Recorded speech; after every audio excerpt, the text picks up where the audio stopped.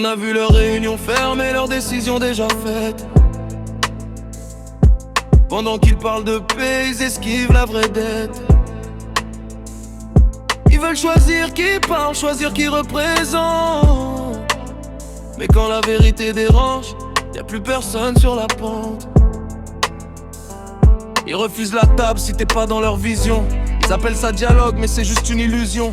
Dès que le président du FLNKS arrive, ça panique dans les rangs. Ils préfèrent fuir un homme que d'affronter ses arguments. C'est pas du hasard, c'est une peur bien réelle.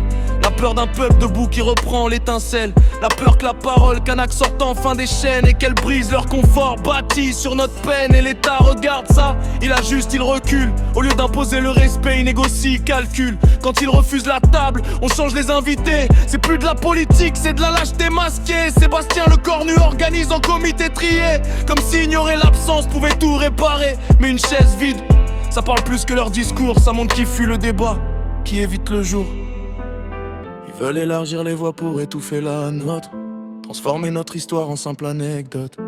Diluer nos racines dans un vote maquillé. Faire croire à l'égalité pendant qu'on est noyé. Ils parlent de démocratie mais c'est biaisé dès le départ.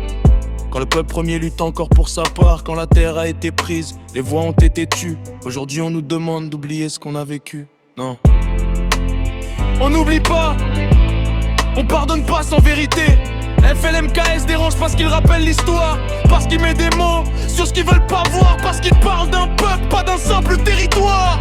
Et ça pour eux c'est déjà trop de pouvoir. Ils veulent un pays sans mémoire, sans racines, sans voix. Un destin commun mais sans nous dedans tu vois. Ils veulent qu'on partage sans reconnaître le vol. Qu'on avance ensemble mais avec leurs symboles. Mais nous on sait d'où on vient, on sait ce qu'on défend. On sait que leur paix sans justice c'est juste du vent. On sait que leur unité cache un déséquilibre. Un peuple qu'on tolère mais qu'on empêche d'être libre. Et ça joue les forts derrière leurs institutions. Mais ça tremble dès qu'il y a une vraie opposition.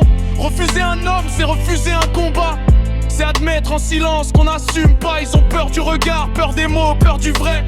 Peur que le peuple comprenne ce qu'ils ont toujours caché. Peur que la balance penche, peur de perdre le contrôle. Alors ils boycottent, ils bloquent, ils jouent les rôles. Mais le temps joue contre eux, ça avance malgré tout. Même si ça ralentit, même si ça passe par nous. Parce que l'histoire s'écrit pas dans leur salon doré. Elle s'écrit dans la rue, dans les cœurs, dans la fierté. On n'est pas un dossier, pas une ligne à régler. On est un peuple vivant qui peuvent plus ignorer. Et même si l'État plie face à leur pression, la vérité elle ne pliera jamais sous leurs décisions. Alors écoute bien ça, grave-le dans ta mémoire. C'est pas fini, c'est qu'un début d'histoire. Parce qu'un peuple debout, tu peux pas l'effacer. Et même sans leur accord, on continuera d'avancer.